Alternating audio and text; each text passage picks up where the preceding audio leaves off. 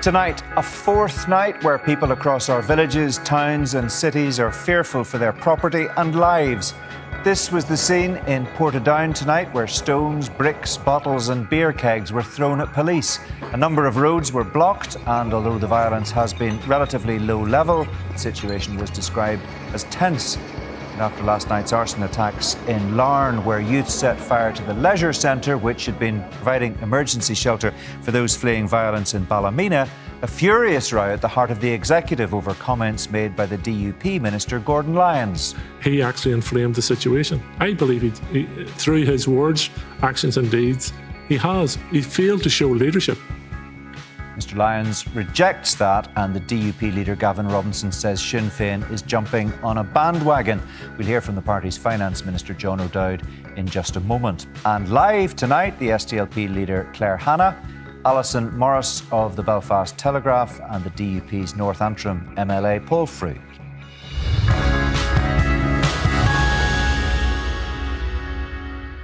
Hello. Amid ongoing concern about the consequences of what's been called racist rioting, the Communities Minister has rejected calls for him to resign after controversy over his social media post last night. He claims he's the victim of a political pylon.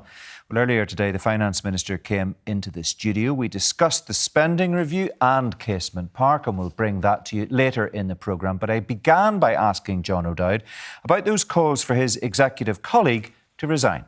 We've asked him to consider his position. What struck me about Gordon's social media message was its complete lack of sympathy or empathy with those men, women and children who had been forced out of their homes in Larne under the fear of being burnt out, or actually haven't been burnt out.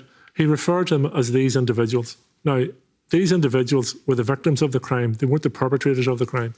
So I think it was only right and proper that political leaders should have asked for sanctuary for those families, and that the sanctuary be given, and that the community support them in their hour of need, where what I believe Gordon has done has failed in his position, not only as elected representative, but also as a housing minister. Gordon should have been the one leading on the issue of ensuring that those men, women and children who had been driven from their homes were being looked after. So you're querying his language. Are you saying the way in which he expressed himself in that Facebook post is a resigning matter? Is that what you're saying? And that's my view in terms of how he presented the post.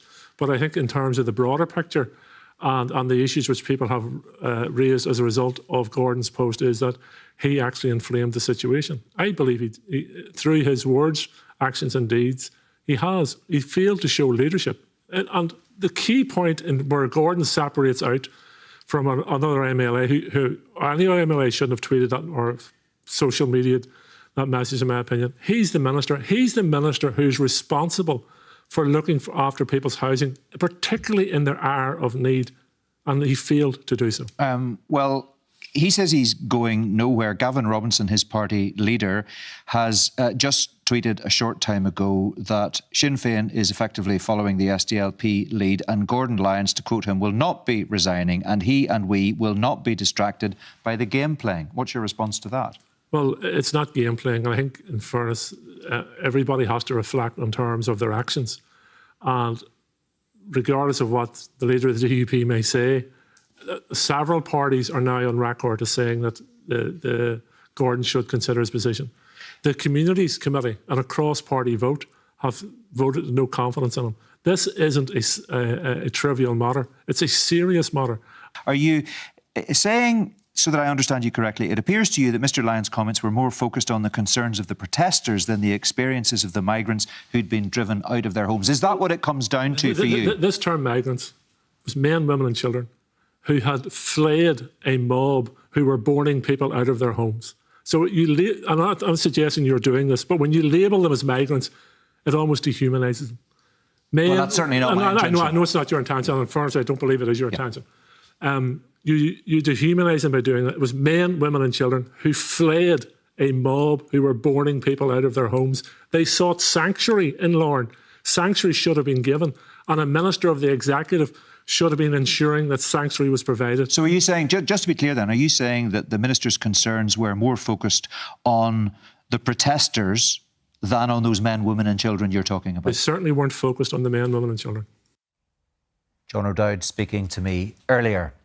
Now, let's discuss the events of recent days and the political fallout with the Belfast Telegraph's Alison Morris, the SDLP leader Claire Hanna, and the DUP MLA for North Antrim, Paul Frew. Welcome to all of you. Paul Frew, we've just heard that things have quietened down. Tension has eased in Portadown just as we've been coming on air. You've been out on the ground in your constituency this evening, as I understand it. Was it a lot quieter there than it was earlier in the week tonight?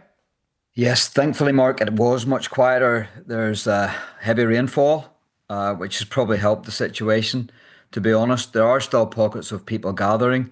There's still a big police presence right throughout the town, not only around Clonalvan, but right throughout the town, and that's right and proper. And it's just been awful. But hopefully we're through the worst of it. Awful, in particular for those people who've been burned out of their homes, of course. Yes, absolutely. And this is a tragedy that has transpired over the last number of days. There have been horrific scenes, and we have to condemn the violence. It's wrong. It has to stop. No one should lose their home. No one should be put out of their home. These are human beings. These are individuals, and it's important that we keep stressing that. I am sick and tired of generalisms. I'm sick and tired of people being labelled this, that, right, left and centre. These are people, these are human beings, and they're caught up in this, and it needs to stop.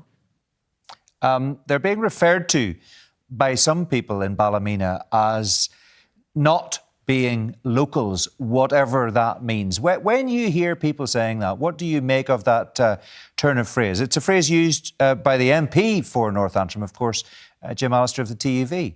Not local.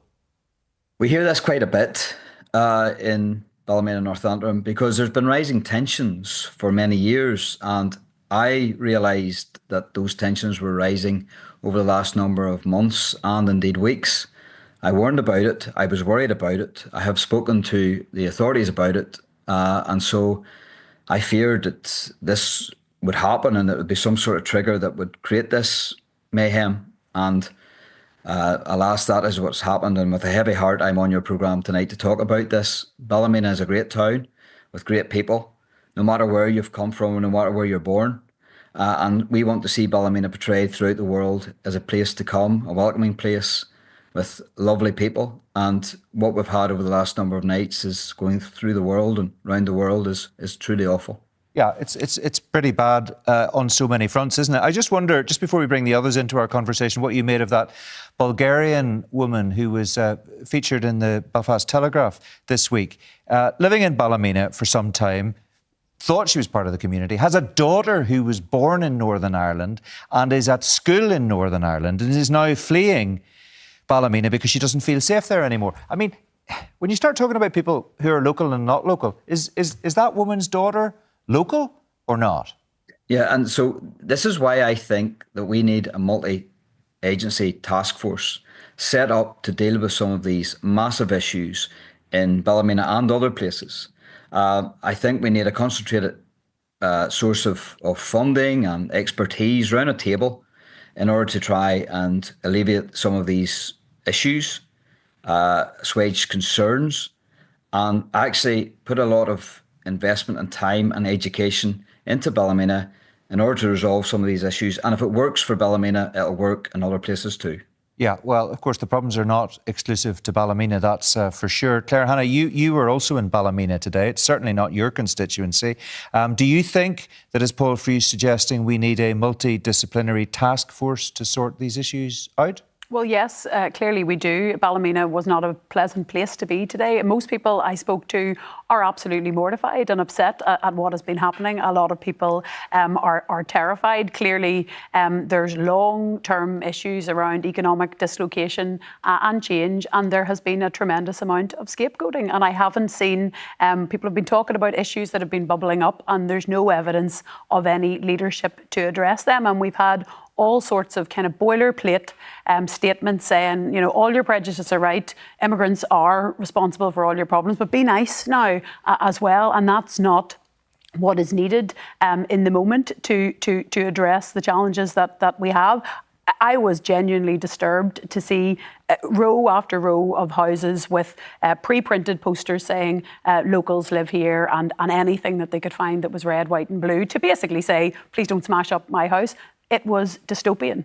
It was one of the most disturbing things I've seen in this very, very challenged place at time. And I hope it is a wake-up call about the atmosphere that has been created and the deficit in leadership that has contributed to that. Well, it's a very strange situation to find yourself driving along streets where there is a prevalence of signage like that. And it must be worrying if you're in a house where you don't feel that you're able to put a sign like that in the window. Absolutely. And I saw people, I saw one family literally piling all their stuff on top of a car, like higgledy-piggledy, and tarpaulin it around. And like the Bulgarian woman that you referred to, just not feeling safe. And these are people who haven't. And I think this feeds into the issue you were just discussing with John O'Dowd. And at the minimum, people are entitled to have empathy for that situation and some understanding demonstrated. And as I say, some signs of the leadership that's going to be needed to put a place like Ballymena and other places as well, because clearly there are copycats. Ballymena, we know the catalyst was a very tragic event, but this is in very large part, Mark, because very negative actors are hanging around waiting for tragedy so that they can jump in and exploit and fan flames of prejudice and set it all off, and then stand back and sound very surprised when innocent people get hurt and caught up in it. Alison, you've been following the story very closely and writing extensively on it in the Belfast Telegraph over the last number of days. You've been out and about on the ground as well, talking to people and keeping a very close eye on social media accounts that you think are of interest. What is your assessment of where we are this Thursday night? I do think that the PSNI, and I know that they're stretched, and obviously the mutual assistance officers are coming, but they do need to get a grip on those social media pages which are inflaming this and which are spreading not just misinformation but deliberate disinformation. As I was on my way down here this evening, I was sent a screen grab of a Facebook post saying where those people who were moved from Larne are now believed to be housed, and that is being placed on Facebook posts pages which are being used. In some cases, there is a Facebook page which is asking people to give the addresses of foreign nationals who live beside them so that they can be attacked, and they are being put online, and that has not been removed. So people are responding to that with request with addresses of people who they regard as not being local. And not only that, addresses of people who are local saying, do not attack this house, but there are a family living in X, Y and Z house. And that has been allowed. Facebook should have removed that. There's been mass reporting and they haven't. But the PSNI need to get to grips with it and have those pages removed, because the damage that that's doing, and someone will lose a life if that continues on. Well, I mean, Claire Hannah used the word dystopia, and that sounds pretty dystopian, but it also sounds like a crime waiting to happen, frankly. Yeah, and I mean, I reported on those interface riots back during the Holy Cross years, the time when we thought, you know, that there was people were up against each other during those peace wall years when things were so bad. And I have never seen anyone place, you know, a union flag, a sign saying a care worker lives here, in a bid to try and stop someone coming and wrecking their house and setting fire and potentially killing their children. There was children being sick, physically ill with fear as they were being evacuated from their homes. And these are people who have lived there 5, 6, 7, 10 years and believe they were integrated into the community, believe they were good neighbours and had been good neighbours to the people around them, and yet these hordes of racists, and that's all they are. I think that the problem that we've had this week is there's been a lot of, this is terrible, but there is no but. There shouldn't be a but. The fact is this shouldn't be happening, and everyone who has any influence in that area should have been standing up from Monday evening and saying there is no but, there is no excuse, this has to stop. And the one thing that's angered me more than anything is dressing this up as some sort of protection for women and girls in a place where we have an appalling record of domestic violence and violence against women and girls. This is not about protecting women or girls of any description. In fact, the majority of people who have been attacked are young families of women, pregnant women and young children. But you still hear people coming onto the airwaves, and you see it on social media, people saying we are concerned about the threat posed by people who are not local, whatever that means, because people have a different understanding of the facts. And, you know, some people are really susceptible to misinformation. I understand that. They're being fed a daily diet. They don't maybe read newspapers or watch news. And no offence to you, Mark, they're not sitting watching this programme right now, but they are on social media reading through posts, and they're being fed a diet of fear, and they think that there are hordes of, you know, undocumented migrant men wandering around looking for women to attack. And that is not played out in our crime statistics. I sit in the courts on a regular basis, and we have an appalling rate of violence against women and girls, but the men who run through those courts on a daily basis for attacking their partners or other women are almost always British or Irish from Northern Ireland. OK, well, Paul Frew, let's just bring you back in at this point. How do you, ahead of any multidisciplinary task force that might or might not be established to tackle this problem, in the short term, tomorrow, next week, next month, how do you deal with that toxic landscape and stamp it out, where people are reading, frankly, nonsense on social media and believing it to be fact? It's very difficult, very challenging, but I have seen a difference. Last night, I seen a difference in the footage that was going out through Facebook. It wasn't as intense as the nights before. In some places, the violence was as intense, but the Facebook coverage wasn't. So I think there has been a change there in Facebook policy by whoever. I'm not sure who has those levers of power, but that seems to have stopped some of the video feeds that was being pushed out and pumped out with thousands of people watching, which was absolutely crazy. We've been on the ground every day, all day. If I couldn't be there, my counsellors were there.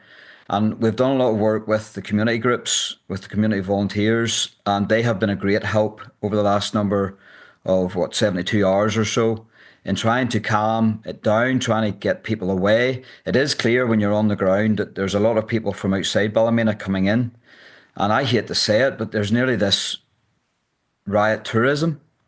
There is the recreational side of things too, where young people think it's fun to come to Ballymena and the excitement and get caught up in things. We see that usually when there's riots everywhere, no matter for what reason. There seems to be. Can I ask you a question? Sorry to cut across you, but just on this point, if a constituent was to come up to you and to say, look, I live in Ballymena, I'm from Ballymena, I've lived here all my life, I don't feel safe in this town anymore because it has changed, because so many people from outside the town, from outside this part of the world have come to live here and they look different. What do you say to them to reassure them that they have nothing to be concerned about, and that those people who are coming in very often play a very valuable part in our society because they look after their grandparents in care homes and hospitals? Yes. They feed their children in schools. Yep. So that is the complaints, and that is the concerns that I've been hearing for months and what do you say? So you try and assuage concerns. You try and alleviate the concern and the fears. You don't tell them to catch themselves on. No, because in some cases that fear, Mark, is real. You can't say to somebody, your fear is wrong or your fear is Well, you can. real. You can surely, what you do, if you've said that they're living in a world, in a parallel universe where they're reading stuff on the internet that isn't true, then you don't indulge them. You say to them, hang on a minute, you've got this all wrong. Let's look at the facts. I know the facts. Let me tell you what they are. Surely that's what you do. Yeah, so you deal with facts, but then people tell you that they are frightened when they walk home from work. They're frightened when they go out socialising at night, and they're frightened when they go out socialising with their friends. And so that is a real fear and concern that needs to be addressed.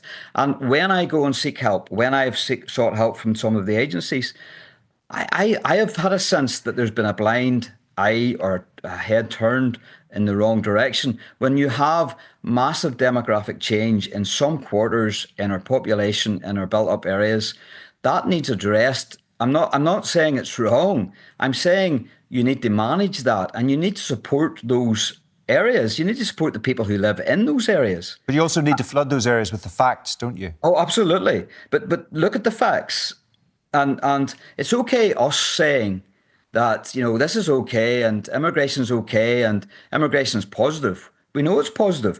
People movement has been happening since it's as old as man. So we know there's issues there when people movement happens. So when you look at some of the areas like Clonavon and you see the demographic change in the last 20 years, borne out in consensus figures, and you look and you say, well, there hasn't really been a multi-agency task force in there to support those people in there. Yeah, and worth bearing in mind as well, isn't it? Another fact that's been talked about this week on the airwaves, Northern Ireland, according to the Assembly research that was carried out, is the least diverse part of the United Kingdom. The report on international migration said based on international migration, only 3.4% of Northern Ireland's population are from minority ethnic groups. That's a fact that people might not be aware of on the ground. Why do you think, just before I bring Claire Hannah back in again, why do you think so much of this distrust, unease, fear exists in working class, unionist, loyalist areas? So I'll give you an example. That stat that you just produced there, that's fact. We know that's fact. But let me give you a fact. 80% of homes have more than 5 people living in them in the Clonavon area. Where I live, it's 6%. 57% of people in Clonavon were born in a different country. 57% were born in a different country. Where I live, it's 3%.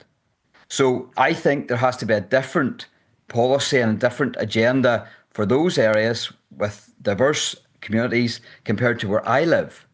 So I don't see that difference. I don't see those agencies supporting those areas to help. Doesn't explain, with respect, why Larne Leisure Centre was attacked last night, which is more than 20 miles away from Clonavon Terrace in Ballymena. So there is no explanation because there's no justification.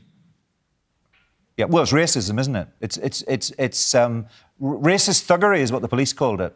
Is that a fact? There is elements of that. Yes, absolutely. I've seen that on the ground. OK. Claire Hannah, you were shaking your head well, there during part of what Paul was saying. That leadership is not there. In the Assembly on both Monday and Tuesday, various members, and people can go and read the Hansard, made interventions about safeguarding and child protection and legitimate points about the crisis in violence against women and girls that we all know exist, and then circle back to, and that is why we need to fix the migration problem, and just tied it all up neatly that is the problem, when, as Alison has said, the statistics do not bear that out. So we quite simply aren't getting those counter arguments being made. We're not getting that leadership. Yes, people have fears. Yes, people have prejudices. I have kind of, hand-to-hand combat with people in terms of people who... South Belfast, and there were problems in South Belfast last summer. And there were, in a very localised part of South Belfast, there were problems in Sandy Row. And you could say this, I mean, Paul Free's been talking about Clonavon Terrace in a very localised area. Absolutely. And here's the thing, some of that is in relation to, as I say, economic factors, the availability of housing, no doubt. And I absolutely understand it if the services aren't put in there. But some of the issue as well is that counter-narrative. I think it's very important we say racism is not just a unionist problem. I mean, I get all these tweets to me, and there's as many 1916 bots as there are 1690 bots as well, but it does depend on what leadership is coming from. And can I also say on social media, I've been called a C word, a B word, a W word about 1,000 times this week. So none of these people can say that they're about vindicating the rights of women and girls. The most rancid sectarianism, racism and misogyny that you could possibly imagine is all over the internet. So these aren't any champions of fairness, but I don't believe we're seeing political leadership, and I include particularly the DUP and the TUV. OK, I don't want to waste too much time on this, but you touched on it earlier and we haven't dealt with it, so let's just deal with it now. Is the heat going to come out of the Gordon Lyons row in a day or two? Because it's pretty clear, isn't it, that he's going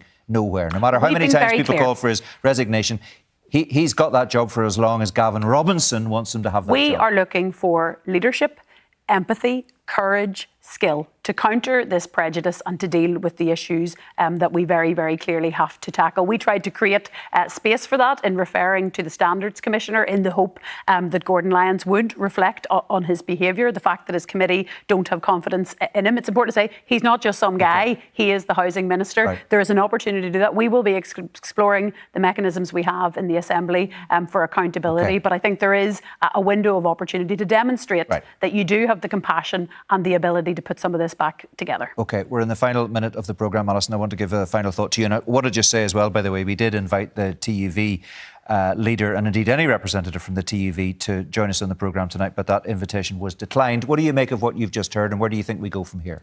Well, I'm baffled by there's more than 6 people in one house, because a lot of these people hark back to a time that doesn't exist, a time when, families of 8 children, such as my own, all lived in one house.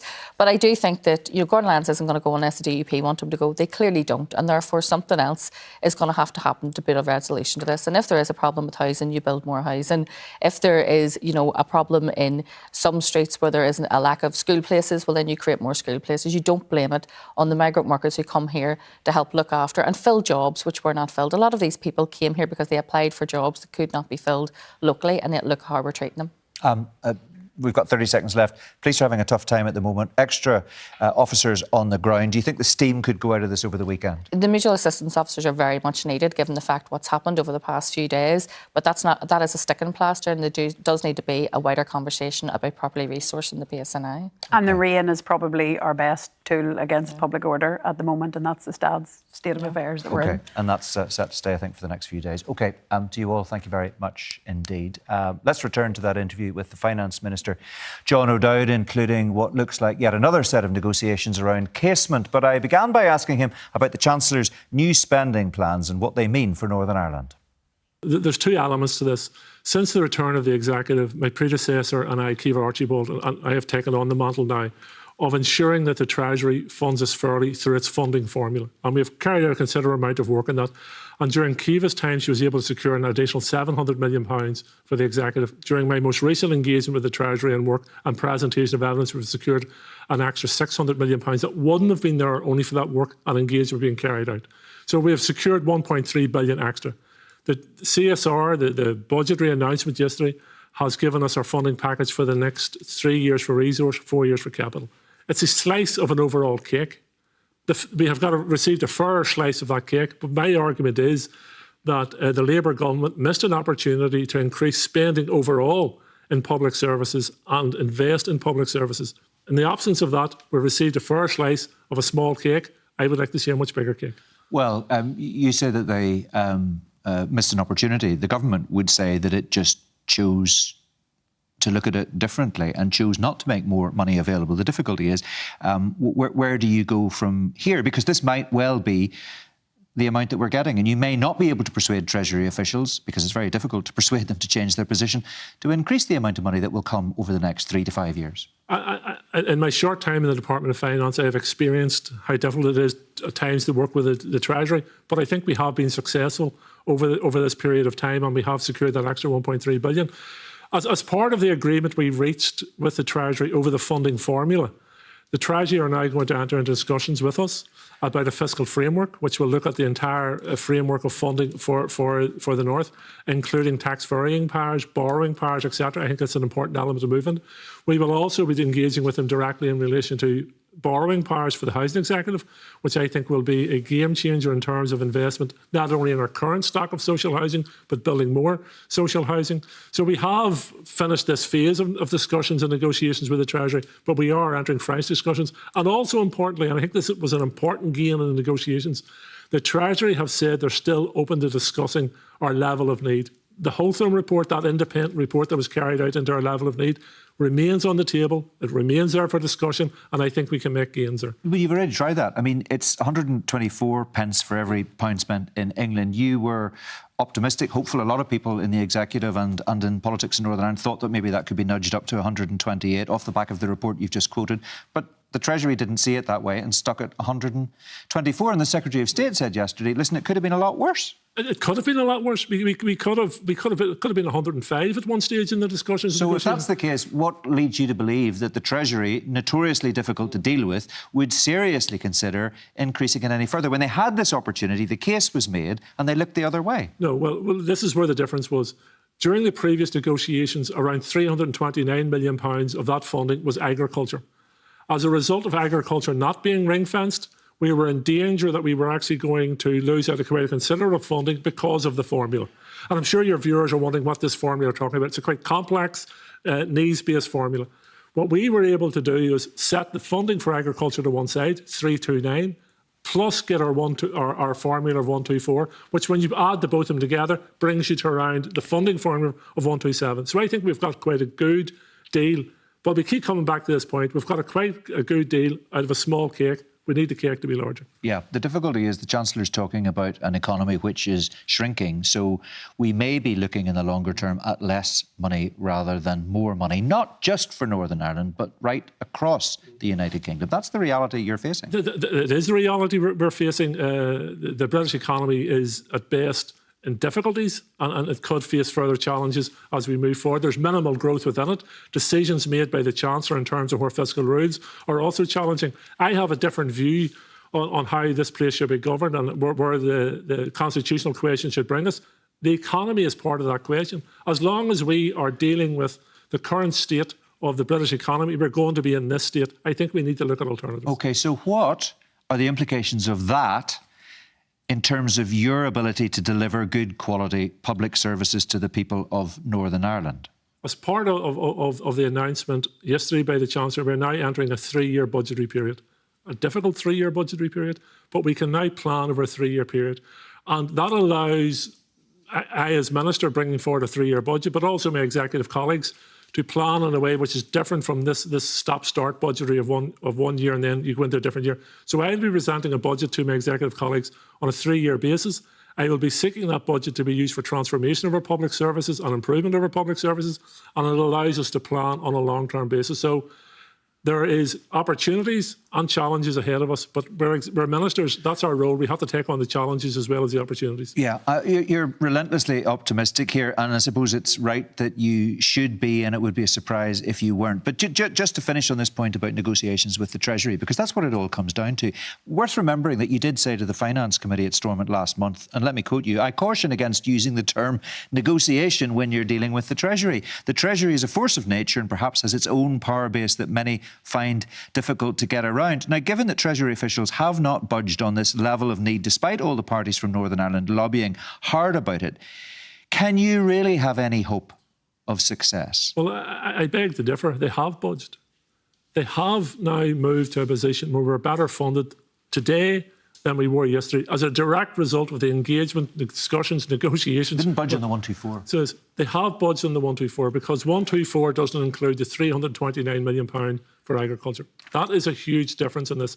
There's more work. They haven't budged on inheritance tax. They haven't budged on that £185 million. There's an envelope of £235 million being made available for transformation over 5 years. £130 million has been released. Yesterday's announcement mentioned £185 million. Is that an increase, or is that just a restatement of money that was already coming? It's a restatement, I believe, of money already coming in relation to transformation. So that's not a budge. It's not my job to defend the Treasury. Far from it. But no, but you're saying there's evidence of the Treasury budgeting. I'm giving you an example of the Treasury not budgeting. I'll give you a longer list than that, Mark, I can assure you. Well, there you go. So you're making my point for me. I'm making the point that when we have made progress, let's acknowledge it. They have moved on the funding formula for the executive. That is crystal clear. There's a long list of other issues.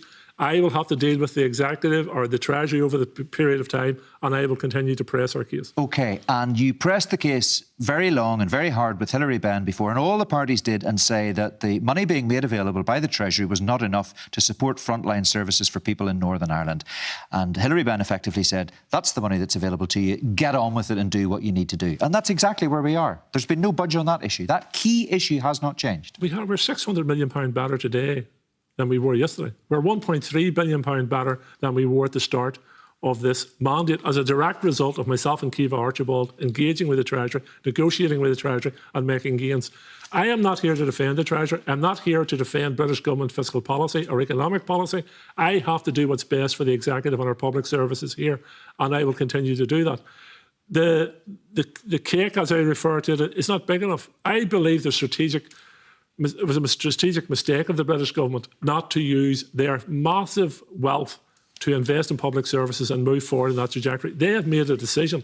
I will continue to disagree with that decision, but I will deal with the executive's finances in a responsible way and continue to press case forward for more funding for the executive. And I will also press my executive colleagues to ensure that they're using that funding effectively. OK, right. I want to talk about one particular issue that emerged yesterday, which I suppose you would regard as good news, and that is the additional allocation of £50 million to the Fund for Casement Parks redevelopment. Now, there's still a big shortfall, and your executive colleague Gordon Lyons said he's not going to do what the UK government has done and create a special case for one sport. So basically, if the GAA gets extra executive funding to boost the Casement Park project. Football has to get it too, he says. What do you make of that stance? Look, I think yesterday was a good day for the executive, for the North in general. £50 million investment in a sports facility by the British government. That's a good news story in anybody's books. So I believe it was good. We will move forward with Casement Park. I will engage with Minister Lyons, I will engage with the GAA, and we'll sit down and we'll make progress on that. But it doesn't bridge the gap, that's the point. There's still a huge gap, a 90 million, maybe 100 million of a gap. And somebody might say it's 120 million, something different. I'm not going to negotiate on the airwaves in regards to that. Sport is worthwhile investing in. Casement Park is worthwhile investing in. I believe that all sports deserve to be treated fairly, and it has to be remembered that Kingspan is built for rugby. Windsor Park is being built for soccer. There has been investment in the Stadia programme. The Culture Minister, Gordon Lyons, made a number of bids over this last number of years. I think it's for £5 million and £2 million for regional stadia. All of those bids have been met. I believe investing in sport is a good thing. But that's not how the Minister sees it. That's not how Gordon Lyons sees it. He says it was a four-legged stool. Everybody keeps talking about the third critical leg being Casement Park, and he says everybody forgets about Sinn Féin has not moved in the way that it should have, he says, on the issue of funding for sub-regional stadia. And if that money's not made available, he's clearly not happy about moving ahead with additional funds for Casement Park. You're stuck, if that's the case. Gordon has a view of the world, as you'll note, I don't always agree with. But I can guarantee this, I will work with the Communities Minister to deliver Casement Park and to deliver on commitments and further than that, where we can, to support all sporting organisations. I think sport is a good thing. I don't care what shape the ball is, what size the ball is, or who plays the sport. I think sport is a good thing. OK, but you said you're going to work with Gordon Lyons to resolve this issue. At the same time, you're calling for his resignation. How can you work with someone constructively whose resignation you're calling for? Well, when you've got used to working in a four-party executive with fundamentally different points of view, you get used to working with people who you disagree with, but you have to find common ground. Whether Gordon Lyons is the Communities Minister or not, I will work with the Communities Minister and my executive colleagues to deliver on Casement. OK, the final point on this. The GAA, as I understand it, is hoping that Stormont's support rises from the £60 million that was committed a number of years ago to £100 million or thereabouts now to allow for inflationary increases. That's about an extra £40 million. Gordon Lyons says if that happens, he needs to see something similar being made available to football. You get an additional bill for Stormont, which is strapped for cash, of £80 million. Is that possible for you to deliver that? No one has given me a bill for £80 million. I said a potential bill. Potential bill, right? Yeah. But that's where all the partners sit around the table, and we talk to each other straight and get this resolved in the near future. It can't be delayed any further. So it's understandable that there's a public discussion about this, and of course there should be a public discussion about it, and people have different views on it, but it'll not be resolved on the airwaves. Finance Minister John O'Dowd, and we also talked about the debate around water charges, which we will bring you on Sunday Politics. But that's all we've got time for tonight. If you want to catch up on this programme or any of our political output, just go to bbc.co.uk/newsni or the BBC News app and scroll down where you'll find all of our programmes and podcasts together in the one place. I'll be back on Sunday at the usual time of 10 o'clock on BBC One and iPlayer. But for now, from everyone in the team, thanks for watching. Good night.